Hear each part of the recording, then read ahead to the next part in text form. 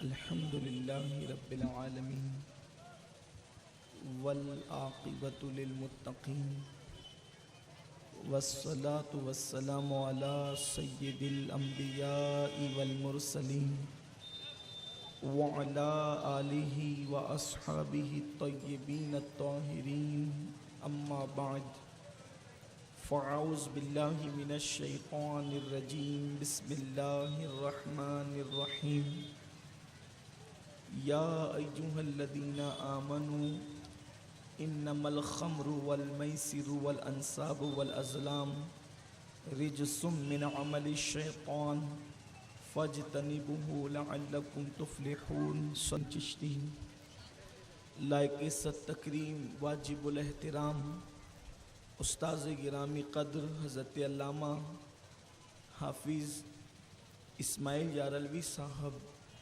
وہ جملہ علماء ذوی الاحترام سادات اعظام، حاضرین محفل، پردہ نشین ماؤں اور بہنوں، السلام علیکم ورحمۃ اللہ وبرکاتہ۔ انتہائی عقیدت و محبت کے ساتھ ہم سب کے آقا و مولا قائد المرسلین سید العالمین طٰہٰ و یاسین، ہم غریبوں کے غم گسار، ہم فقیروں کی ثروت، شہر یار ارم تاجدار حرم، حضور احمد مجتبی محمد مصطفیٰ، ارواح نافدہ صلی اللہ تعالی علیہ وآلہ وصحبہ وبارک وسلم کی بارگاہ بے کس پناہ میں جس طریقے سے پڑھاؤں بلند آواز سے میرے ساتھ مل کر پڑھیں۔ الصلاۃ والسلام علیک یا رسول اللہ، الصلاۃ والسلام علیک یا نبی اللہ، الصلاۃ والسلام علیک یا حبیب اللہ، الصلاة والسلام علیک یا حبیب اللہ، وعلی آلک واصحابک یا نور اللہ، وعلی آلک واصحابک یا نور اللہ، صلی اللہ تعالی علیہ وسلم۔ صلی اللہ تعالی علیہ وسلم۔ بائیں رستے نہ جا مسافر سن، بائیں رستے نہ جا مسافر سن، مال ہے راہ مار پھرتے ہیں، وہ سوے لالا زار پھرتے ہیں، تیرے دن اے بہار پھرتے ہیں، آہ کل عیش تو کیے ہم نے، آج وہ بے قرار پھرتے ہیں۔ آج کی یہ محفل عشرہ اتحاد امت کے حوالے سے یہ 8ویں محفل ہے الحمدللہ، اور اس محفل کا انعقاد ہمارے غلام نبی بابا گروپ کے جیالے نوجوانوں کی کوششوں سے اور کاوشوں سے انعقاد پذیر ہے۔ اللہ تعالیٰ میری اور آپ سب کی حاضری کو شرف قبولیت عطا فرمائے۔ آج کا جو عنوان ہمارے ذمہ داروں کی طرف سے متعین ہے وہ ہے نشے کی مذمت، اس لیے کہ ہر دن ایک نئے عنوان کے ساتھ آپ سے ملاقات ہو رہی ہے، اور الحمدللہ آپ اس کو بہت ذوق کے ساتھ، شوق کے ساتھ سماعت فرما رہے ہیں۔ اسلام اتنا پاکیزہ اور مذہب مہذب ہے کہ اس میں کسی بھی غلط چیز کی، نقصان دہ چیز کی گنجائش نہیں ہے۔ اور جگہوں پر جب نقصان ہو جاتا ہے تب اس کا علاج بتایا جاتا ہے، لیکن اسلام میں ہمیں ایسے مقام پر روک دیا جاتا ہے کہ نقصان ہی نہ ہو۔ اللہ تبارک و تعالیٰ نے قرآن مقدس میں جب نشے کی یعنی شراب کی حرمت کو بیان فرمایا تو اتنی شد و مت کے ساتھ، اتنی شدت کے ساتھ اللہ کے رسول صلی اللہ علیہ وآلہ وسلم نے اس کی مذمت بیان فرمائی، اس کی وعید بیان فرمائی کہ اسلام میں شراب کو، نشے کو ام الخبائث قرار دیا گیا۔ اللہ کے رسول صلی اللہ علیہ وآلہ وسلم فرماتے ہیں کہ شراب جو ہے، نشہ جو ہے، وہ ساری برائیوں کی جڑ ہے، ساری برائیوں کی چابی ہے، ساری برائیوں کی کنجی ہے۔ اور اللہ تبارک و تعالیٰ نے نشے اور جوے کو، شراب اور جوے کو بت پرستی سے جوڑ کر کے بیان فرمایا۔ میرا اللہ قرآن مقدس میں ارشاد فرماتا ہے، یا ایھا الذین آمنوا انما الخمر والمیسر والانصاب والازلام رجس من عمل الشیطان فاجتنبوہ لعلکم تفلحون، کہ اے ایمان والو شراب اور جوے کے قریب نہ جاؤ، اے ایمان والو شراب اور جوے سے بچو کہ یہ شیطانی کام ہے۔ اللہ اکبر، آپ اندازہ کریں، فرمایا گیا شراب اور جوے سے بچو، بت پرستی سے بچو، پانسے سے بچو کہ یہ شیطانی راہ ہے، یہ شیطان کے کام ہے۔ اور پھر اللہ تبارک و تعالیٰ نے ارشاد فرمایا تم اس سے اجتناب کرو گے، تم اس سے بچو گے تو اللہ تبارک و تعالیٰ تمہیں کامیابی عطا فرمائے گا، یعنی تم راہ کامیابی کے مسافر بن جاؤ گے اگر تم نے اپنے آپ کو اس سے بچانے کی کوشش کی۔ اس لیے کہ آج عنوان تو جو ہے وہ نشہ ہے، شراب ہے، تو اس لیے میں جوے پر کوئی گفتگو زیادہ نہیں کروں گا، لیکن آج بہت درد دل کے ساتھ یہ بات کہنی پڑتی ہے کہ گنبد و مینار کے اس شہر میں بہت چھوٹی چھوٹی عمر کے ہمارے بچے، ہمارے نوجوان جو ہے بڑی تیزی کے ساتھ نشے کی طرف جا رہے ہیں۔ باضابطہ طور پر پورے گروپ ہیں، باضابطہ طور پہ لڑکوں کے پورے سرکل ہیں جو نشے کے اندر ڈوبے ہوئے ہیں۔ اچھی طرح یاد رکھیں، یہ نشہ آپ کو بہت اچھی جگہ لے کر کے نہیں جائے گا، اس کا بے پناہ نقصان ہے۔ آپ جانتے ہیں میرے پیارے آقا صلی اللہ علیہ وسلم کے پیارے دیوانوں، ایک وقت تھا پہلے بڑی عمر کے لوگ نشہ کرتے تھے، لیکن بہت افسوس ہے شراب کی اس قدر لت لوگوں کو پڑ گئی ہے۔ دراصل فلموں کے اندر بہت لاشعوری طور پہ شراب کو پرموٹ کیا جا رہا ہے، نشے کو پرموٹ کیا جا رہا ہے۔ اسی طریقے سے سیریلوں کے اندر اللہ اکبر لاشعوری طور پر شراب کو لوگوں کے ذہن و دماغ پر جو ہے وہ مسلط کیا جا رہا ہے، یعنی کہ خاموش پیغام اس میں دیا جاتا ہے۔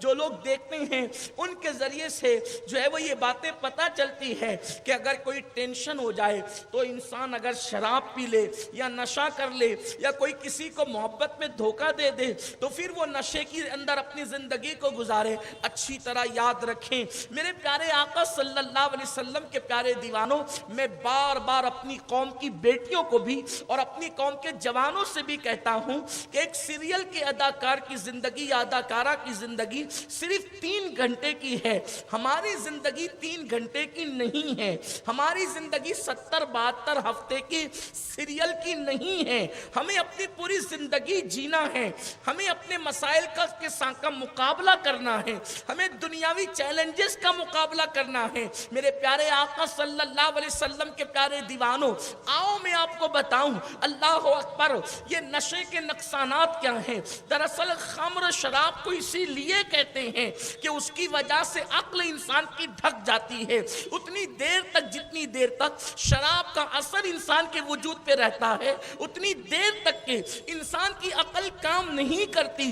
اللہ کے حبیب صلی اللہ علیہ وسلم کے غلاموں، نشے کے نقصانات جو دنیا میں ہے وہ تو ہیں ہی، لیکن اسلام میں جو آخرت کا تصور ہے اس میں کتنا شدید عذاب ہے، اس میں کتنا بدترین عذاب ہے۔ ایک اشارہ کر کے میں آخرت کے عذاب کی طرف آتا ہوں۔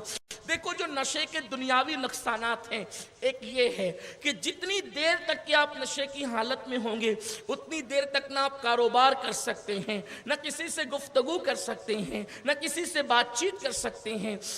नशा करने वाला कभी गटरों के किनारे पड़ा रहता है, नशा करने वाला कभी अपनी माँ के साथ भी जिना कर सकता है, कभी अपनी खाला के साथ भी जिना कर सकता है, कभी किसी पे हाथ भी उठा सकता है। अब नशा करने वाला किसी को गाली भी दे सकता है, हालत नशा में बीवी को तलाक भी दे सकता है। ये कितने नुकसानात है। कभी वो अपनी जवान बेटी की आबरू पर भी हाथ डाल सकता है, जो अपने आप में ना हो वो कुछ भी कर सकता है। मेरे प्यारे आका सल्लल्लाहु अलैहि वसल्लम के प्यारे दीवानों, नशा करने वाला काम धाम करने की पोजीशन में नहीं रहता। अब वो काम नहीं करेगा तो जाहिर सी बात है उसके पास पैसे कहां से आएंगे। उसके घर के आंगन में कोई पैसों का झाड़ तो नहीं लगा है कि वो दरख्तों को हिलाएगा और उसके बाद पैसों की बरसात हो जाएगी। मेरे आका सल्लल्लाहु अलैहि वसल्लम के दीवानों, अच्छी तरह याद रखे, एक इंसान जब पैसा नहीं कमाएगा और अब उसको आदत है नशे की, तो उसको नशे के लिए पैसा तो चाहिए, उसको नशे के लिए रुपया तो चाहिए, तो अब वो करेगा क्या? जाहिर सी बात है वो चोरी करेगा। बताइए नशा करने वाला चोर बना कि नहीं बना? नशा करने वाला थोड़ी सी रकम लेकर मजहब और मिल्लत का सौदा करेगा, अपनी कौम का सौदा करेगा। इसलिए कि नशा करने वाले लोग जब किसी के हत्थे चढ़ जाते हैं तो होता क्या है पता है, छोटी सी रकम पर वो बड़े बड़े काम करने के लिए तैयार हो जाते हैं। आप जानते हैं, अल्लाह अकबर, जो अभी एक तंजीम है, दहशतगर्द तंजीम, जिसने शाम, यमन, इराक के अंदर बहुत ज्यादा उधम मचाकर नुकसान पहुंचाया है, मैं उसका नाम नहीं लूंगा। वहां के जो उसके सरबराह है वो कौन लोग हैं? बज़ाहिर उनके नाम मुसलमान है, लेकिन वो लोग हैं जो नशा करने वाले लोग थे, जो ड्रग इस्तेमाल करने वाले लोग थे, जो हेरोइन इस्तेमाल करने वाले लोग थे। और उन नशा करने वालों को लालच दी गई बाज़ाब्ता तौर पर कि तुम ये काम करो, और भी उनके काले करतूत है कि तुम्हें फिर हर जिंदगी की सहूलत फराहम की जाएगी। और फिर उन्होंने वो सब कुछ किया जो आपकी निगाहों के सामने है। हजरत ईसा अलैहिस्सलाम जब एक मकाम पर तशरीफ ले गए छुपने के लिए, चूंकि यहूदा आपको जो वो तलाश कर रहे थे, तो जनाब ईसा अलैहिस्सलाम की मुखबिरी करने वाला जो शख्स था वो हजरत ईसा अलैहिस्सलाम का मानने वाला था, लेकिन उसकी कमजोरी ये थी कि वो शराबी था। उसने शराब की 2 बोतलों पर जनाब ईसा अलैहिस्सलाम की जान का सौदा कर लिया। आप क्या समझते हैं नशे को? नशा जब इंसान के वजूद पे छा जाता है, इंसान के दिलो दिमाग पे छा जाता है, तो फिर इंसान अपनी ख्वाहिश की तकमील के लिए फिर किसी भी चीज का सौदा कर सकता है। वो अपनी बेटी की आबरू भी बेच सकता है नशे की खातिर। ये नुकसानात है। तो जो अब उसको नशा करना है, अपना शौक पूरा करना है, अपने नफ्स की तस्कीन करना है, तो उसके लिए वो चोरी करेगा, वो कत्ल करेगा, वो जुआ खेलेगा, वो माज़ अल्लाह किसी की आबरू पे हाथ डालेगा। ये सारे काम वो लोग करते हैं जो नशा करते हैं। इसलिए मेरी गुजारिश है कि नशे पे कंट्रोल हो। ये तो दुनियावी नुकसानात है, और भी फिजिकली एतबार से जो नुकसान है जिस्मानी तौर पे, नशा करने वाले के फेफड़े सड़ सकते हैं, उसकी किडनी फेल हो सकती है, उसके आसाब मुअत्तल हो सकते हैं। जो कसरत से नशा करते हैं वो बीवी की जरूरत पूरी करने के काबिल नहीं रह जाते। नतीजा ये होता है कि जब वो शौहर अपनी बीवी को तस्कीन नहीं दे पाता, तो फिर उसकी बीवी का अगर शरीफ नहीं है, शरीफ है, तो वो अपने नफ्स को, अपने वजूद को जो है वो अल्लाह अकबर सब्र का मुजस्सम बना करके कड़वे घूंट पीती रहेगी। लेकिन अगर उससे सब्र न हो सका तो उसके कदम भी बहक सकते हैं। ये नुकसानात हैं नशे के। मेरे प्यारे आका अलैहिस्सलाम के दीवानों, दुनिया में ये नुकसानात कोई कम न थे, लेकिन आखिरत के नुकसानात क्या है? अल्लाह अकबर। आइए अल्लाह के हबीब गैब दा नबी मुस्तफा करीम रऊफुर रहीम सल्लल्लाहु अलैहि वसल्लम ने इरशाद फरमाया कि मेरी उम्मत पर ऐसा वक्त आएगा। अब जरा ध्यान से सुने, अल्लाह के हबीब सल्लल्लाहु अलैहि वसल्लम फरमाते हैं मेरी उम्मत पर ऐसा वक्त आएगा कि मेरी उम्मत के चेहरे भी कभी बंदर की तरह किए जाएंगे, कभी सूअर की तरह किए जाएंगे।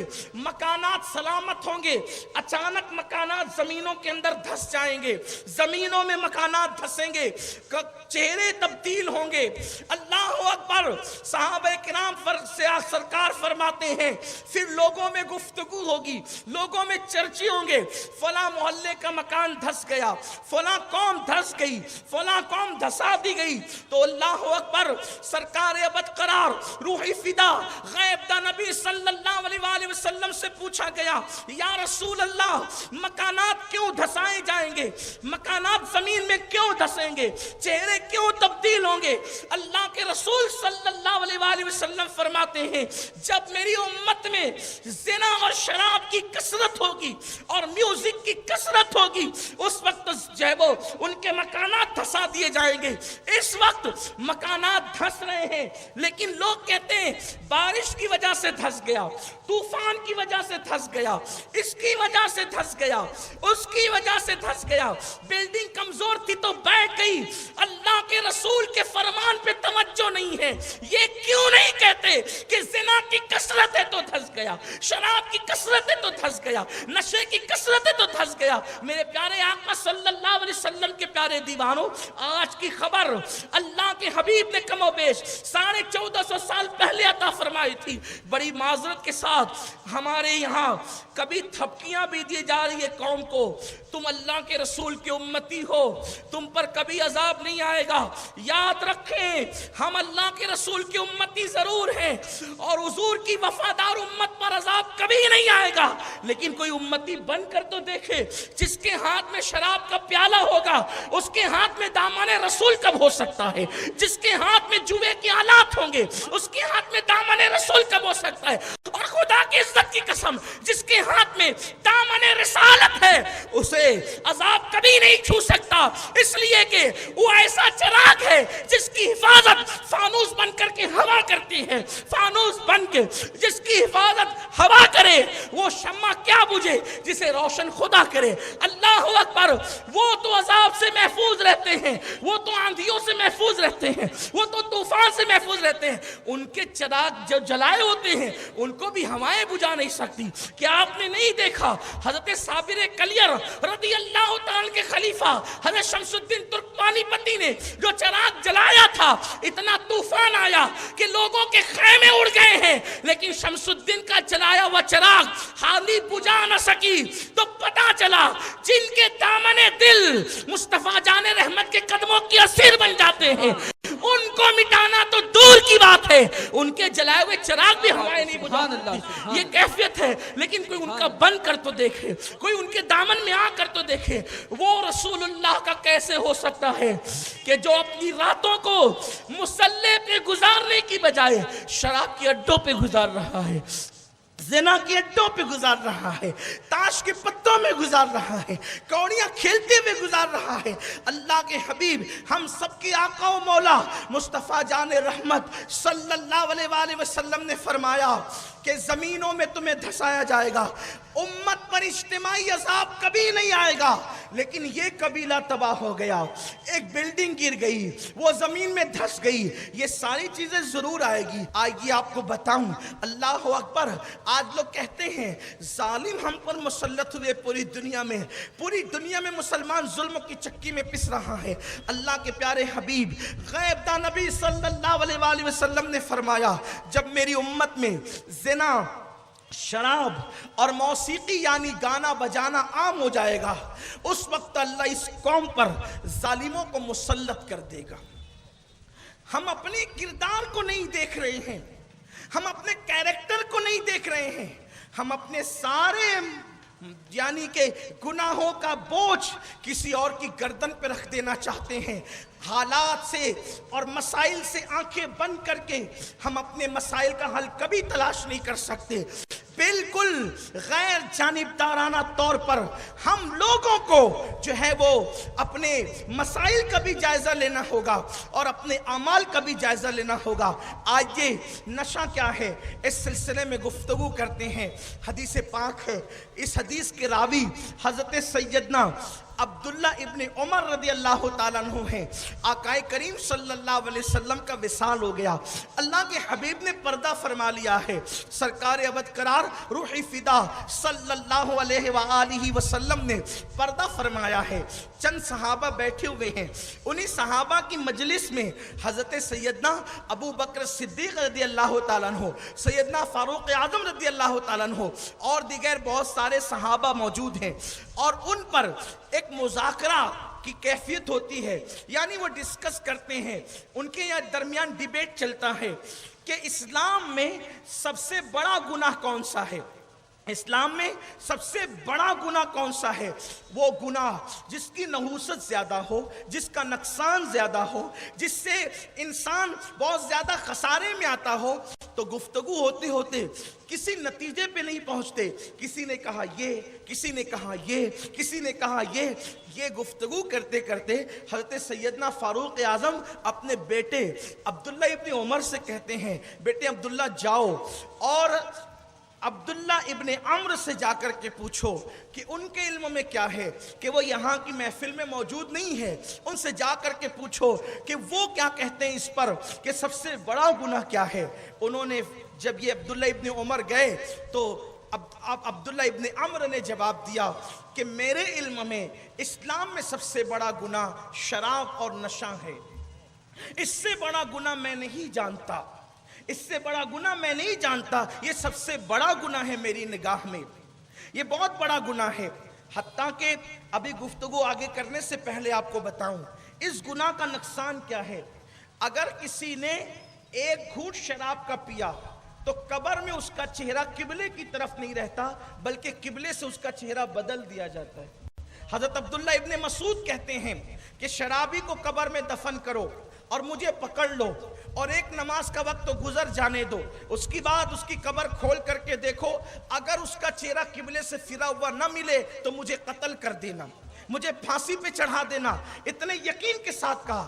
آج میری قوم کے چھوٹے چھوٹے لڑکے، کوئی کتا گولی کھا رہا ہے، کوئی کسی سے نشہ کر رہا ہے، کوئی کسی سے نشہ کر رہا ہے، کوئی شراب پی رہا ہے، اور اب تو اس قدر بے باکی اپنے معاشرے میں بڑھ گئی ہے کہ لڑکیاں جا کر کے شراب بوتلوں میں بھر کر کے لا رہی ہیں اور خاموشی کے ساتھ محلوں میں بیچ رہی ہیں۔ یہ قوم کی بیٹیوں کا حال ہوگا تو پھر تم پر ظالم مسلط نہیں ہوں گے۔ قوم کی بیٹیاں کردار زینب بھول جائے، قوم کی بیٹیاں کردار زینب بھول جائے، قوم کی بیٹیاں کردار فاطمہ الزہرا بھول جائے، قوم کی بیٹیاں کردار عائشہ صدیقہ بھول جائیں، تم اپنے بھائی کے لیے یا چند سکوں کے منافع کے لیے معاذ اللہ برقع پہن کر تم شراب کی دکان تک جا رہی ہو لڑکیاں۔ یہ گنبد و مینار کے شہر کا حال ہے، اور پھر لوگ اس کی ویڈیو بنا کر واٹس ایپ پہ وائرل کر کے آبرو کا جنازہ نکال رہے ہیں۔ لعنت ہے ایسی بیٹیوں پر جو شراب کی اڈوں تک جائے۔ جس مذہب نے عورت کو مسجد جانے سے روکا تھا، اگر اس مذہب کی بیٹیاں شراب کی اڈے تک جائے گی تو پھر تمہیں قتل نہ کیا جائے گا تو کیا کیا جائے گا؟ تمہارے سر پہ تلواریں نہیں چمکے گی تو کیا ہوگی؟ پھر تمہارے وجود پہ کوڑے نہیں برسیں گے تو کیا ہوں گے؟ تف ہے، سب سے بہتر مذہب خود قدرت نے تمہیں دیا ہے، لیکن تم نے اس مذہب کا حق کیا ادا کیا؟ رب الارباب، رب محمد تمہارا میرا خدا ہے، لیکن ہم نے اس خدا کی قدر کیا کی ہے؟ نبیوں کا خاتم، قائد المرسلین، آخری نبی ہمارا نبی ہے، ہم نے اس نبی کی قدر کیا کی ہے؟ ان کی تعلیمات کی قدر کیا کی ہے؟ چھوٹے چھوٹے لڑکے اگر معاذ اللہ اس گندگی میں ڈوب جائیں۔ ایک بزرگ جو ولی بن گئے تھے بعد میں، انہوں نے توبہ کر لی تھی گناہوں سے، ان سے پوچھا گیا آپ تو کفن چور تھے نا، آپ تو کفن چور تھے، آپ نے توبہ کیوں کر لی؟ کہا میں جس قبر میں گیا اور میں نے قبر کھول کے دیکھا تو چہرہ اس کا قبلے سے پھرا ہوا معلوم ہوا۔ میں اس کے گھر جا کے میں نے پوچھا کہ وہ کیسا تھا تو کہا شرابی تھا۔ پھر دوسری قبر میں گیا، اس کا چہرہ بھی پھرا ہوا تھا، پوچھا معلوم کروں کیا کرتا تھا، کہا وہ بھی شرابی تھا۔ پھر تیسری قبر میں گیا، پھر میں نے توبہ کر لی کہ شرابیوں کے چہرے قبلے سے پھرے ہوئے ہوتے۔ کتنا نقصان ہے، مرنا نہیں ہے۔ اور میں کہتا ہوں کہ آخر نشے سے ملتا کیا ہے؟ سوائے نقصان کے نشے سے کچھ نہیں ملتا۔ پھر نشہ کیوں عام ہو رہا ہے؟ ہمیں چاہیے، نشہ عام ہونے کی سب سے بڑی وجہ بری صحبت ہے، بلکہ اسلام نے نشے کو روکنے کا جو پیغام دیا ہے کتنا خوبصورت ہے۔ فرمایا گیا نشہ کرنے والوں کو سلام بھی مت کرو، انہیں سلام نہ کیا جائے، حدیث پاک ہے۔ میں اپنی گفتگو کے جو روایتیں میں پڑھ رہا ہوں، ایک ایک روایت کا ذمہ دار میں ہوں، اور میں آپ کے اپنے شہر میں رہتا ہوں، آپ دیکھنا چاہیں میں کتاب بتا سکتا ہوں۔ نشہ کرنے والوں کو سلام نہ کرو، وہ بیمار پڑ جائیں ان کی عیادت نہ کرو، اور جب وہ مر جائیں تو خواص خاص لوگ، اہل علم لوگ، سماج کے عزت دار لوگ ان کے جنازے میں شرکت نہ کریں تاکہ لوگوں کو عبرت ہو کہ نشہ کرنے والے کتنے ذلیل ہوتے ہیں۔ بحیثیت مسلمان ان کا جنازہ تو پڑھا جائے گا، لیکن قوم کے خواص، اہل علم، اہل تقوی اس جنازے میں شرکت نہ کریں تاکہ لوگوں کو عبرت ہو۔ بلکہ اللہ کے رسول نے تو یہاں تک فرمایا کہ اللہ کے یہاں جب شرابی اور نشہ کرنے والا پہنچے گا تو مشرک اور وہ اللہ کے نزدیک دونوں برابر برابر۔ امام نسائی حدیث لائیں کہ جو نشہ کرنے والا مرے گا، اللہ کے رسول صلی اللہ علیہ وسلم فرماتے ہیں وہ کفر پر مرے گا، یعنی مرتے وقت اس کا ایمان چھین لیا جائے گا، وہ کافر ہو کر کے مرے گا، اس کے ایمان کو خطرہ ہے۔ آج لوگوں کے نزدیک تو ایمان کی بھی اہمیت نہیں رہ گئی ہے۔ کیا ہو گیا ہے مسلمانوں کو؟ آپ کہتے ہیں ٹینشن ہے، ٹینشن کا حل ذکر الہی ہے۔ کلمہ شریف پڑھو آسان ہے، اللہ کا نام لو آسان ہے، رسول اللہ پہ درود پڑھو آسان ہے، ہر ٹینشن کا حل موجود ہے۔ اللہ کے رسول علیہ السلام فرماتے ہیں جب تمہیں اتنا ٹینشن ہو جائے کہ اس کا حل کہیں نہ ہو، مسجد میں جاؤ، وضو کر کے بیٹھ جاؤ، اللہ تمہیں سکون عطا کرے گا۔ لیکن ہم نے یہ سب چھوڑ کر کے نشہ اور پھر اس کے نقصانات کے بہرحال تو عبداللہ ابن عمرو کے پاس گئے اور پوچھا کہ صحابہ کی محفل سجی ہے، وہ پوچھتے ہیں کہ سب سے بڑا گناہ کیا ہے؟ تو انہوں نے کہا شراب اور نشہ یہ سب سے بڑا گناہ ہے میرے علم میں۔ عبداللہ ابن عمر واپس آئے اور اس میں سیدنا صدیق اکبر اور فاروق اعظم بیٹھے تھے، کہتے تھے کہ عبداللہ ابن عمر کہتے ہیں کہ نشے سے اور شراب سے بڑا کوئی گناہ اسلام میں نہیں ہے۔ انہوں نے کہا ہم نہیں مانتے اس کو، ہمیں سمجھ میں نہیں آ رہی یہ بات، اس لیے کہ بھئی جاہلوں کو مطمئن کرنا آسان ہے، لیکن رسول اللہ کے ساتھ جو لگے رہتے ہو، اس بے سایہ جسم کے ساتھ جو سائے کی طرح لگے رہتے ہو، وہ صدیق و فاروق کی بات تھی، وہ صدیق اکبر اور فاروق اعظم کی بات تھی۔ انہوں نے کہا ہمیں یہ بات ہضم نہیں ہوتی کہ سب سے بڑا گناہ شراب اور نشہ ہے۔ پھر وہ محفل سے سب اٹھ گئے، سب اٹھ کر کھڑے ہو گئے، کہا کہ چلو عبداللہ ابن عمرو سے ہم پوچھتے ہیں کہ انہوں نے یہ کیسے کہہ دیا کہ سب سے بڑا گناہ نشہ اور شراب ہے۔ گئے وہاں، کہا عبداللہ تم نے یہ کیسے کہہ دیا کہ سب سے بڑا گناہ نشہ اور شراب ہے؟ تو عبداللہ ابن عمرو نے کہا میں نے اپنی مرضی سے نہیں کہا، میں نے اپنی مرضی سے نہیں کہا، میں نے یہ بات اللہ کے رسول سے سنی اور اللہ کے حبیب غیبدہ نبی صلی اللہ علیہ وآلہ وسلم نے فرمایا۔ اب حضور کی حدیث وہ بیان کرنے لگے۔ حضور نے مجھ سے کہا کہ ایک بادشاہ نے، یعنی اپنے ظاہری دور سے، حضور کے ظاہری دور سے پہلے ایک بادشاہ نے ایک شخص کو پکڑ لیا اور پکڑنے کے بعد کہا دیکھ میں چاہتا ہوں کہ تو یہاں یہ جو شخص کھڑا ہے اس کو بے گناہ قتل کر، یا پھر تو جو ہے وہ خنزیر سور کا گوشت کھا، یا پھر تو کسی سے زنا کر، یا پھر تو شراب پی، تجھے کوئی نہ کوئی ایک کام کرنا پڑے گا، اور اگر تو نے کوئی ایک کام نہیں کیا میں تجھے قتل کر دوں۔ اب اللہ کے رسول صلی اللہ علیہ وآلہ وسلم فرماتے ہیں اس نے سوچا خنزیر کا گوشت کیسے کھاؤں، پھر اس نے سوچا قتل کیسے کروں، زنا بھی اچھی چیز نہیں ہے، تو اس نے کیا سوچا کہ سب سے آسان کام یہاں جو لگتا ہے وہ ہے شراب، تو اس نے شراب پی لی، اور شراب پی اور جب اس پہ نشہ چڑھا تو پھر اس نے زنا بھی کیا، قتل بھی کیا اور سور کا گوشت بھی کھایا۔ یہ سارے گناہ کس بنیاد پہ ہوئے؟ نشے کی۔ یعنی کہ جب انسان نشے میں وہ کچھ بھی کرتا ہے، نشے میں بیوی کو طلاق دیا، نشہ اترا کہ میں تو نشے میں تھا، تو آپ نشے میں تھے تو آپ نے دیوار کو طلاق کیوں نہ دی؟ آپ نے اپنی امی کو طلاق کیوں نہ دی؟ نشے میں تو اتنا سمجھا نا کہ طلاق بیوی ہی کو دی جاتی ہے۔ آپ بولتے ہیں رستے نکالیں، آپ کہتے ہیں کہ راہ نکالیں، کوئی راستہ نکالیں، آخر کوئی ایسا بھی ہے جو راستہ نکالے؟ جس کے راستے قدرت نے بند کر دیے ہوں پھر اس کے لیے راستے کون نکال سکتے ہیں؟ کوئی شریعت مطہرہ کو بنانے والا اس وقت نہیں ہے، سب شریعت کے خادم ہیں، اور خادموں کا کام رستہ بتانا ہوتا ہے، رستہ بنانا نہیں ہوتا۔ بنانے والی ذات مصطفیٰ جان رحمت کی تھی، اللہ کے رسول کی ذات تھی، اور 1450 سال پہلے وہ ظاہری طور پر اب دنیا سے تشریف لے گئے ہیں، اب وہ قبر انور میں موجود ہے، اب کوئی رستہ بنا نہیں سکتا۔ شریعت مطہرہ کا رستہ کامل و مکمل ہے، کامل و اکمل ہے، اب اس میں کسی کو تصرف کرنے کی گنجائش نہیں ہے، اب کوئی راستہ اس میں نہیں نکالا جا سکتا، اس لیے کہ دین مکمل ہو گیا ہے۔ الیوم اکملت لک، اللہ تعالیٰ ارشاد فرماتا ہے کہ ہم نے تمہارے لیے تمہارے دین کو مکمل کر دیا ہے، ہم نے تمہارے لیے تمہارا دین مکمل کر دیا، دین مکمل ہو گیا ہے، اب اس میں کمی بیشی نہیں ہو سکتی۔ تو میرے آقا صلی اللہ علیہ وسلم کے دیوانوں، اس سے نشے کی وجہ سے ہمارے سماج میں چوری بھی بڑھ رہی ہے، قتل عام بھی بڑھ رہا ہے، اور اللہ کے رسول علیہ السلام فرماتے جس کے پیٹ میں شراب کا ایک گھونٹ ہوگا، اللہ تبارک و تعالی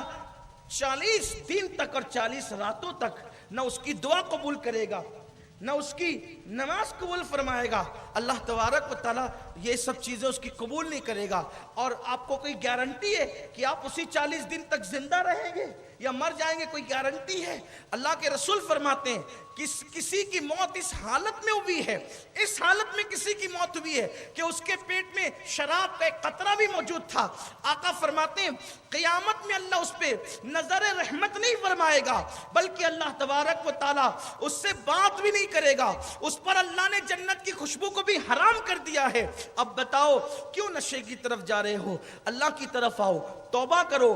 یہ جو لنگڑا لولا بہانہ کرتے ہیں نا لوگ، مولانا عادت پڑ گئی ہے، نہیں چھوٹ سکتا نشہ، یہ غلط ہے۔ ہم جو چاہیں چھوڑ سکتے ہیں، ہم جو چاہیں چھوڑ سکتے ہیں۔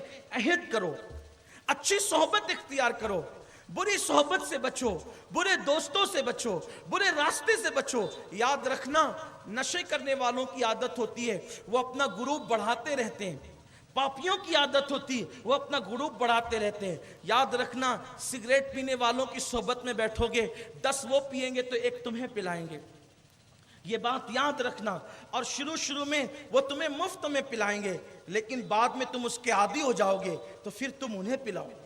اس لیے سگریٹ پینے والا اپنے بازو والے کو سگریٹ کا عادی بناتا ہے۔ میں سگریٹ کو مطلقاً حرام تو نہیں کہتا، لیکن اتنا ضرور کہتا ہوں جس قوم کی بیٹیاں برقع پہن کر سگنلوں پہ بھیک مانگ رہی ہو، کیا اس قوم کو شرم نہیں آتی سگریٹ پیتے ہوئے؟ اپنی ہاتھ سے اپنی دولت میں آگ لگا کر دھواں اڑانے والے کیا یہ سمجھتے ہیں کہ اللہ تعالیٰ ان سے سگریٹ کا حساب نہیں لے گا؟ اللہ تبارک و تعالیٰ ان سے پوچھے گا نہیں؟ کتنے شوق پالو گے، کتنے شوق، اور یہ سارے شوق تمہاری صحت کے لیے مضر ہے، نقصان دہ ہیں۔ اللہ تعالیٰ نے صحت دی ہے، صحت سے بڑھ کر دولت کیا ہو سکتی ہے؟ لیکن یہ سگریٹ، یہ گٹکا، یہ شراب، یہ نشہ تمہاری صحت کے لیے مضر ہے، نقصان دہ ہے۔ وقت سے پہلے تمہیں بڑھاپا آئے گا، وقت سے پہلے تمہیں کمزوریاں آئے گی۔ آپ دیکھیں جو لوگ زیادہ تھوکتے ہیں وہ 40 سال کے بعد جو ہے وہ گھٹنے کے مرض میں مبتلا ہوتے ہیں۔ آج آپ دیکھیں سب لوگ کہہ رہے ہیں کہ گھٹنے کا مرض بہت تیزی سے بڑھ رہا ہے۔ آپ دیکھیے مسجد میں نماز پڑھنے والوں کی تعداد کرسیوں کے حوالے سے بڑھے، اکثر کرسیاں، کبھی کبھی میں سوچتا ہوں تو اپنے دوستوں کو عذرائے مزاح کہتا ہوں کہ ایک وقت کہیں ایسا نہ آ جائے کہ ساری مسجد میں کرسیاں لگی رہے اور وہ مسجد کم اور کانفرنس ہال زیادہ نظر آئے۔ مجھے ایسا ڈر لگتا ہے کہ کبھی ایسی صورتحال پیدا نہ ہو۔ آپ دیکھیں ہمارے پہلے کے بڑے بوڑھے لوگ 80 سال میں رکوع سجدے والی نماز پڑھتے تھے، آج 40 سال کی عمر میں بھی جو ہے وہ لوگ کو کرسیاں، مجبوری ہو گئی ہے لوگوں کی۔ میں مذاق نہیں اڑا رہا ہوں، کسی کے ساتھ بھی یہ مجبوری ہو سکتی، میرے ساتھ بھی ہو سکتی ہے، آپ کے ساتھ، لیکن اس کے نتائج کیا، وجہ کیا ہے؟ ایسے نتائج کیوں ہے؟ کثرت سے تھوکنا انسان کو جو ہے گھٹنوں کے اور کمر کے مرض میں مبتلا کر دیتا ہے۔ گٹکا کھا کے بار بار تھوک رہے ہو تو اس نقصان کا تو آپ شکار ہوں گے نا۔ آپ کیا سمجھتے ہیں بلکہ ہمارے بزرگوں نے بار بار تھوکنے والے فعل سے منع فرمایا، اس سے چہرے کی رونق رخصت ہوتی ہے۔ بڑے بوڑھوں سے ہم نے سنا ہے جو کثرت سے تھوکتے ہیں ان کے چہرے کی رونق جاتی ہے۔ اس وقت نہیں سمجھا تھا کہ کیوں رونق جاتی ہے، جن کا لعاب ہی سوکھ جائے گا تو ان کا چہرہ نہ سوکھ جائے گا۔ کبھی کبھی بزرگوں نے اتنی مضبوط باتیں کہی ہے کہ بعد میں دور جا کر لوگوں کو بات سمجھ میں آتی ہے۔ تو میرے آقا صلی اللہ علیہ وسلم کے دیوانوں، یہ نقصان ہے اپنی صحت کے لیے۔ تو بات یہ عرض کر رہا تھا، ہم چھوڑنا چاہیں تو چھوڑ سکتے ہیں، بہتوں نے چھوڑا ہے، بہتوں نے چھوڑا ہے۔ میں کھانے کی دیواروں کو خیرآباد کہہ کر لوگ کعبے کے مجاور بنے ہیں، ایسا ہوا ہے، ایسا ہوا ہے۔ میں خانے کی دیواروں کو خیرآباد کہہ کر وہ لوگ کعبے کے مجاور بنے ہیں۔ ان میں ہم اگر کسی کا نام گنا سکتے ہیں تو سیدنا بشر حافی کا نام گنا سکتے ہیں۔ میں وہ واقعہ نہیں عرض کروں گا، لیکن نشے کا نقصان، شراب کا نقصان کیا ہے آئیے آپ کو بتاؤں، کتنا بڑا نقصان۔ حضرت سیدنا فضیل ابن عیاض بیان فرماتے ہیں، فضیل ابن عیاض کہتے ہیں کہ میرا ایک شاگرد تھا، فضل ابن عیاض کہتے ہیں میرا ایک شاگرد تھا، مجھے کسی نے کہا کہ وہ اس وقت نزع کی کیفیت میں، سکرات کے عالم میں، مرنے کے قریب ہے وہ۔ فضیل ابن عیاض کہتے ہیں میں گیا اور اس کے سرہانے جا کر میں نے اس کو کلمے کی تلقین کرنا شروع کی۔ اس کو کلمہ، میں نے سوچا کہ کلمہ پڑھے، اس لیے کہ کوئی کتنا ہی پاپی ہو اگر وہ ایمان پر گیا تو انشاءاللہ اس کی نجات یقینی ہے۔ فضیل ابن عیاض کہتے ہیں کہ میں اس کو کلمے کی تلقین کر رہا تھا، لیکن کلمہ اس کی زبان پر نہیں آ رہا تھا، کلمہ اس کی زبان پہ نہیں آتا تھا۔ آخر کار جب میں نے خوب زور دیا تلقین پر تو معاذ اللہ، استغفر اللہ، العیاذ باللہ، ثم استغفر اللہ، اس نے چلا کر کہا کہ ہٹو یہاں سے، معاذ اللہ، اس کلمے سے بیزار ہوں۔ یعنی اس نے کلمہ طیبہ کا انکار کر دیا، اور جو کلمہ طیبہ کا انکار کر دے وہ کافر ہو گیا، مرتد ہو گیا، وہ اس نے انکار کر دیا کلمہ طیبہ۔ اب جب اس نے انکار کیا کلمہ طیبہ کا تو فضیل ابن عیاض کہتے ہیں کہ میں روتے ہوئے اپنے گھر واپس آیا، کیونکہ اب تو وہاں بیٹھنے کا سوال ہی پیدا نہیں ہوتا، جنازے میں شریک ہونے کا بھی سوال پیدا نہیں ہوتا، کیونکہ وہ تو کافر ہو گیا، مرتد ہو گیا وہ۔ تو میں روتے ہوئے، لیکن چونکہ تھا میرا شاگرد نا، میرا شاگرد تھا، مجھے اس سے محبت تھی، اس کا خاتمہ کفر پر ہوا، مجھے بڑی تکلیف تھی، میں رو رہا تھا، روتے روتے واپس آیا۔ پھر کسی نے اطلاع دی کہ وہ مر گیا، پھر اس کو لوگوں نے، یہ بات میں نے کسی کو بتائی نہیں، فضیل ابن عیاض کہتے ہیں اس کا چرچہ نہیں کیا، لیکن لوگ اس کو لے گئے قبرستان دفن کیے۔ چند دن بعد میں نے اس کو خواب میں دیکھا، کیونکہ میں دعا کر رہا تھا کہ اللہ اس کو مجھے خواب میں دکھا تاکہ میں اس سے پوچھوں تو صحیح کہ وہ میرا شاگرد تھا، اتنا بڑا عالم تھا، فقیہ تھا، حدیث جانتا تھا، قرآن جانتا تھا، یعنی وہ کوئی چھوٹا موٹا آدمی، معمولی آدمی تو تھا نہیں کہ وہ جاہل تھا کہ کلمے کا انکار کر گیا، جاہل نہیں تھا، وہ بہت بڑا علم والا۔ یہ فضیل ابن عیاض کا شاگرد تھا نا، وہ اتنے بڑے محدث، اتنے بڑے فقیہ، اتنے بڑے عالم، اتنے بڑے ولی کا شاگرد کوئی معمولی آدمی تو تھا نہیں ہوگا، تو وہ تھا بہت بڑا انسان، اور کلمے کا انکار کر گیا، یعنی جہالت نہیں تھی، علم تھا، تقویٰ تھا اس کے بعد بھی۔ تو میں دعا کرتا تھا کہ اللہ یہ کافر ہو کر کیوں مرا، میں اس سے پوچھوں تو صحیح کہ کافر ہو کر کیوں مرا۔ پھر ایک رات میں نے اس کو خواب میں دیکھا۔ فضیل ابن عیاض کہتے ہیں جب میں نے اس کو خواب میں دیکھا تو اس حالت میں دیکھا کہ اس کے جسم پہ ڈامر کا لباس ہے، اس کے جسم پہ ڈامر کا لباس ہے، اور جہنم کی آگ کی لپیٹیں اس کے جسم کو جلا رہی ہے، اور وہ اپنے وجود کو گھسیٹ رہا ہے جہنم کے اندر، اور وہ رو رہا ہے، ہائے میں تباہ ہو گیا، ہائے میں برباد ہو گیا، میں تباہ ہو گیا، میں برباد ہو گیا، میں تباہ ہو گیا، میں برباد ہو گیا۔ فضیل ابن عیاض کہتے ہیں میں نے اس سے پوچھا تجھے اللہ کی عزت کی قسم دے کر کہتا ہوں سچ بتا، تو جاہل تو نہ تھا، تو عالم تھا، تو بے نمازی تو نہ تھا، تو نمازی تھا، تو گنہگار تو نہ تھا، تو متقی تھا، پرہیزگار تھا، میرا شاگرد تھا، میں تجھے اچھی طرح جانتا ہوں، پھر تو نے کلمے کا انکار کس بنیاد پہ کیا، تو کیوں کافر ہو کر کے مرا، تو چھوٹا موٹا آدمی تو نہ تھا۔ اس نے کہا فضیل میں نمازی بھی تھا، میں پرہیزگار بھی تھا، سب چیزیں میرے اندر تھی، لیکن ایک بیماری میں مبتلا ہو گیا تھا.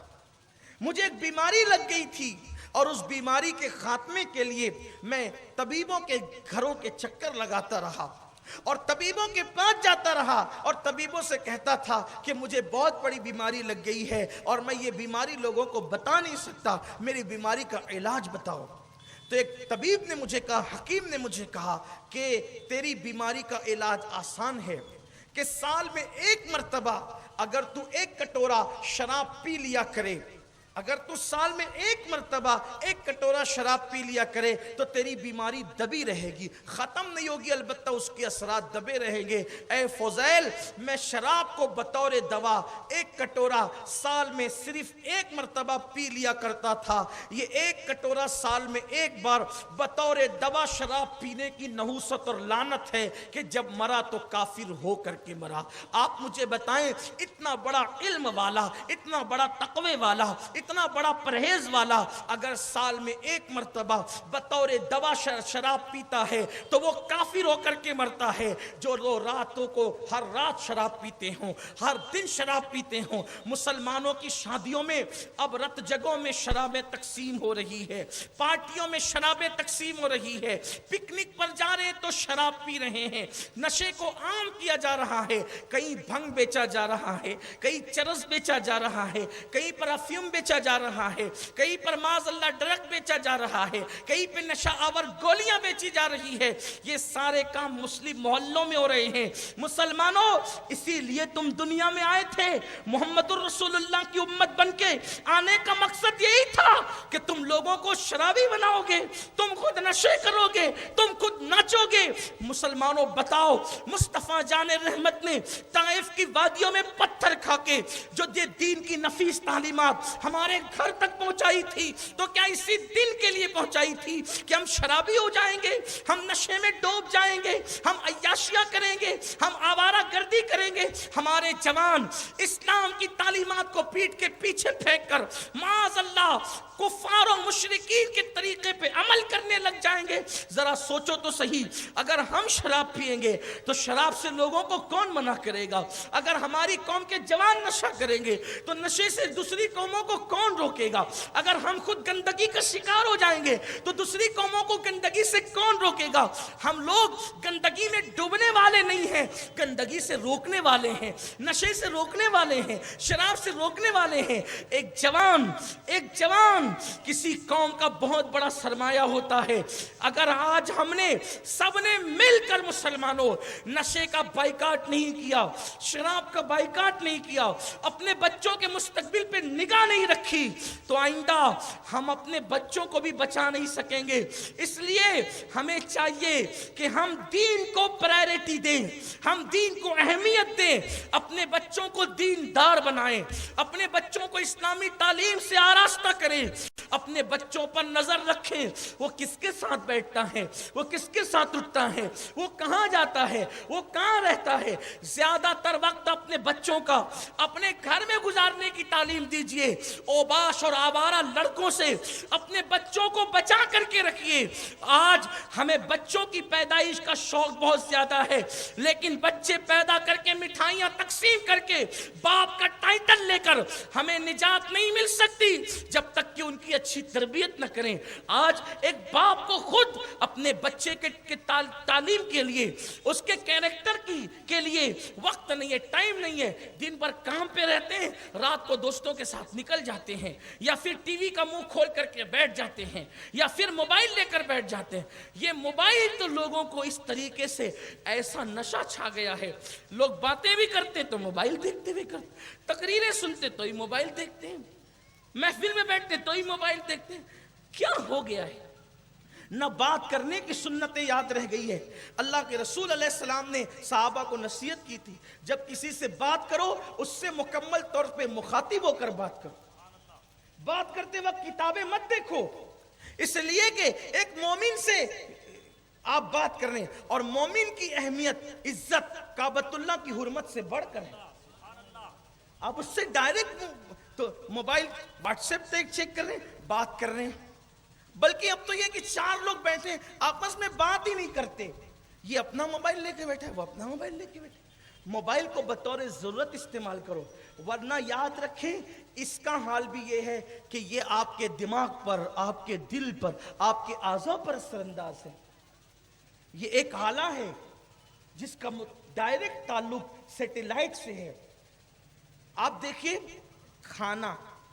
کھانے کے بغیر ہم زندہ تو نہیں رہ سکتے نا، رہ سکتے؟ پانی اس کے بغیر زندہ رہ سکتے نہیں۔ قرآن کیا کہتا ہے دیکھو، کلو واشربو ولا تسرف۔ کیا کہا؟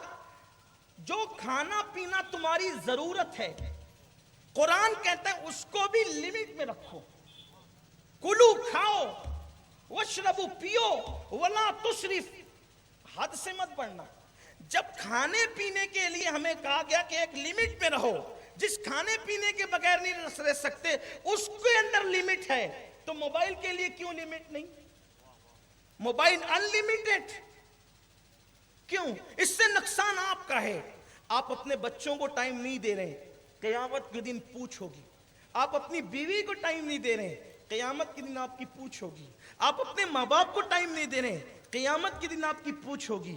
آپ اپنے بچوں کی تربیت کے لیے ٹائم نکالیے، وقت نکالیے، اور آپ کے بچوں کا حق ہے کہ آپ ان کو بیٹھ کر کے سکھائیے۔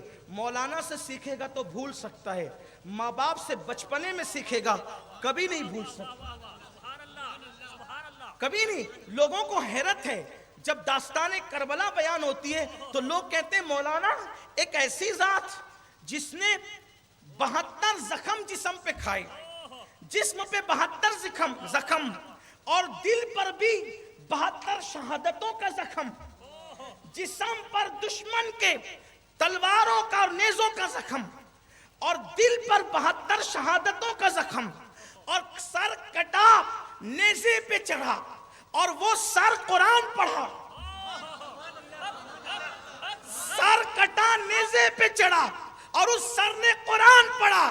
ہمیں کوئی ایسا قاری نظر نہیں آتا، ہمیں کوئی ایسا قاری نظر نہیں آتا جو نیزے پہ قرآن سنائے۔ تو میں نے بھی غور کیا اور قوم کو جواب دیا، جو مدرسے میں قرآن سیکھتے ہیں، جو مسجدوں میں قرآن سیکھتے ہیں، جو خانقاہوں میں قرآن سیکھتے ہیں، وہ منبر و محراب میں قرآن سناتے ہیں، اور جو ماں کی گلوریوں میں قرآن سیکھتے ہیں وہ نیزے میں قرآن سناتے ہیں۔ حسین مدرسے میں پڑھنے والا قاری نہیں ہے، حسین خانقاہ کا قاری نہیں ہے، حسین ماں کی گود میں لوریاں سنتے تھے تو بشکل قرآن سنتے تھے، اس لیے مولا حسین نے نیزے پہ قرآن سنایا ہے۔ تو پتہ چلا ماں کی گود سے جو چیز ملتی ہے، باپ کی گود سے جو چیز ملتی ہے، انسان اس کو کبھی بھلا نہیں پاتا۔ اور آج ہم نے اپنے بچوں کو ٹائم دینا چھوڑ دیا ہے۔ آج ہم اپنے بچوں کو ایک بزرگ نے مجھے چٹھی لکھ کر کے بھیجا، صرف اس کی وضاحت کرنا چاہتا ہوں حیا کے پردے میں، حالانکہ بہت وضاحت سے نہیں کہہ سکتا جو چٹھی آئی ہے، کہ آج نشے کی وجہ سے بدکاریاں بھی عام ہو رہی ہیں۔ زنا کے اوپر میں بیان کر چکا ہوں بھی 2-3 دن پہلے ہی، اور آج کل کے نوجوان لڑکے لڑکوں کے ساتھ بھی بدکاریاں کر رہے ہیں۔ یہ بہت بدترین کام ہے۔ ایسا کام کرنے والوں پر ایک دن میں 36 مرتبہ اللہ لعنت نازل فرماتا ہے۔ اور پھر اس کا دوسرا نقصان، جو مردوں کے ساتھ، لڑکوں کے ساتھ بدکاری کرے، وہ کہیں بھی مرے، مالیگاؤں میں، ممبئی میں، اندور میں، حتیٰ کہ العیاذ باللہ اگر وہ مدینہ منورہ میں بھی مرے جائیں، حالانکہ ایسا ممکن نہیں ہے، ایسا ممکن نہیں ہے، لیکن صرف وعید کے لیے بتا رہا ہوں۔ البتہ حدیث پاک کا مفہوم ہے کہ مفسرین نے لکھا ہے کہ جو مردوں کے ساتھ بدکاری کرتے ہیں، یعنی قوم لوط جیسا عمل کرتے ہیں، وہ کہیں بھی مریں گے دنیا میں۔ رات جو پہلی آئے گی ان کی قبر کی، اس رات میں ان کے جسم کو نکال کے وہاں پھینکا جائے گا فرشتوں کے ذریعے سے جہاں قوم لوط پڑی ہوئی ہے۔ قوم لوط جہاں اس وقت پڑی ہوئی وہاں پر ان کو ڈالا جائے گا. کتنا بدترین انجام ہے. اور دوسرا فعل جو آج نوجوان جس میں مبتلا ہیں وہ ہے اپنے ہاتھ سے اپنی جوانی کو ضائع کر رہے ہیں, اپنے سرمایہ کو ضائع کر رہے ہیں. میں اس سے زیادہ وضاحت نہیں کر سکتا اس لیے کہ بہنیں بھائی چھوٹے بچے سب سنتے ہیں. اب چونکہ حکم ہے تو اس لیے میں یہ عرض کر رہا ہوں, یہ بہت بڑا گناہ ہے. بلکہ جو زنا کرے 10 مرتبہ, جو 10 مرتبہ زنا کرے تو اس کی اتنی طاقت ضائع نہیں ہوتی جسم کی جتنا اپنے ہاتھ سے اپنی جوانی کی طاقت ضائع کرنے پر طاقت ضائع ہوتی.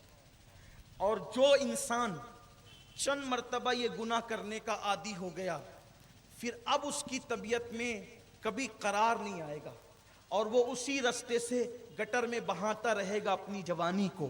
پھر ایک دن اس پر ایسا آئے گا کہ مثال کے طور پر جب ٹانکی کا رکھا ہوا پانی ختم ہو جائے پھر اس کے بعد مزید آپ مٹکے کو یا ٹانکی کو دھکے دیں تو اب پانی تو نہ نکلے گا, البتہ جو اس کا غبار وغیرہ ہوگا وہ اس سے باہر آئے گا. تو ایک مرتبہ وہ آتا ہے کہ پھر اس رستے خون جاری ہوتا ہے, پھر وہ پتا کھڑکتا ہے نا تو بھی اس سے ڈرنے لگتا ہے. پاگل ہو جاتے ہیں لوگ یہ کام کرتے ہو. میرے قوم کے جوانوں, ہر طرف سے شیطان تمہیں گھیر رہا ہے.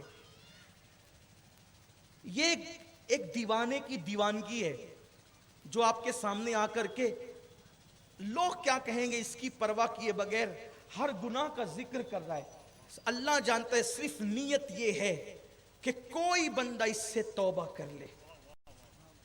پاگل ہونے لڑکے پاگل, آنکھوں کے ارد گرد کالے کالے ہلکے پڑنے لگتے ہیں, آنکھیں سنی سنی ہو جاتی ہے, جوانی لٹ جاتی ہے, مردانگی ختم ہو جاتی ہے, سوچنے کی صلاحیت ختم ہو جاتی ہے, چہرہ پیلا پڑ جاتا ہے, حتیٰ کہ لوگوں کے درمیان بیٹھنا اس کو اچھا نہیں لگتا, چڑچڑا ہو جاتا ہے.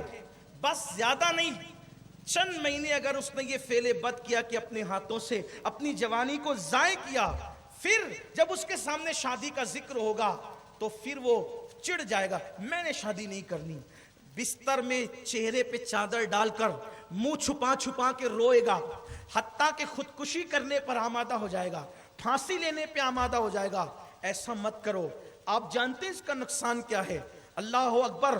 اللہ کے رسول علیہ السلام فرماتے ہیں قیامت کا دن ہوگا, کچھ نوجوان لڑکے قیامت میں اس حالت میں آئیں گے کہ ان کے ہاتھ حاملہ ہوں گے, ان کے ہاتھوں کو حمل ہوگا. اللہ کے رسول نے حق بیان کرنے میں میرے رسول نے حیا نہیں کی ہے. میں آپ کے سامنے اس امانت کو سپرد کر رہا ہوں, ہاتھ جوڑ کے کہتا ہوں شادی کی عمر میں پہنچ گئے ہو, آپ کو یہ حق ہے کہ آپ اپنی امی سے آپ اپنے ابا سے ادب سے کہو ہماری شادی کر دو, کوئی عیب نہیں ہے.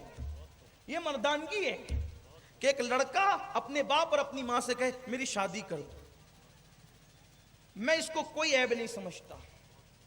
ماں باپ کے پاس ارے مجھے کھلونے کی ضرورت تھی تو میں کھلونے مانگنے ماں باپ کے پاس جاتا, مجھے پیسوں کی ضرورت تھی میں پیسے مانگنے کے لیے ماں باپ کے پاس جاتا تھا, عید کے کپڑوں کی ضرورت تھی عید کے کپڑے مانگنے کے لیے میں ماں باپ کے پاس جاتا تھا, مجھے نئی چپل چاہیے تھی, پینسل چاہیے تھی, اسکول کی بکس چاہیے تھی, میں ماں باپ کے پاس جاتا تھا. جب میں نے اپنی ساری مرادیں اپنے ماں باپ سے مانگا ہے تو اب اگر جوانی کی اس حد کو پہنچ گیا ہوں کہ مجھے دلہن چاہیے تو پھر میں اس میں شرماؤں کیوں؟ جب میں نے بکس ان سے مانگی ہے, پینسل ان سے مانگی ہے, زندگی کی ہر خوشی ان سے مانگی ہے, تو میں ماں باپ سے کیا دلہن نہیں مانگ سکتا؟